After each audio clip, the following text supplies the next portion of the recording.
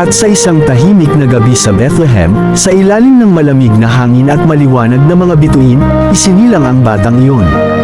Walang mga trumpeta, walang mga sundalong nagbabantay, walang palasyo o trono, kundi isang simpleng sabsaban.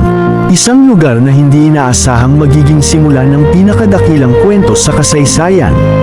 Lumaki si Jesus sa piling nina Maria at Jose, namuhay bilang isang karaniwang tao sa paningin ng marami. Natutong maglakad, magsalita, tumulong, katulad ng ibang bata. Ngunit habang siya ay lumalaki, may kakaibang presensya sa kanyang pagkatao na hindi kayang ipaliwanag. Sa kanyang mga mata ay may lalim. Sa kanyang katahimikan ay may kahulugan. At sa murang edad, ipinakita na niya ang kakaibang karunungan.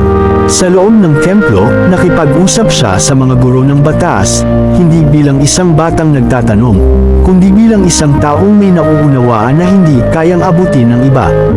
Namangha ang lahat.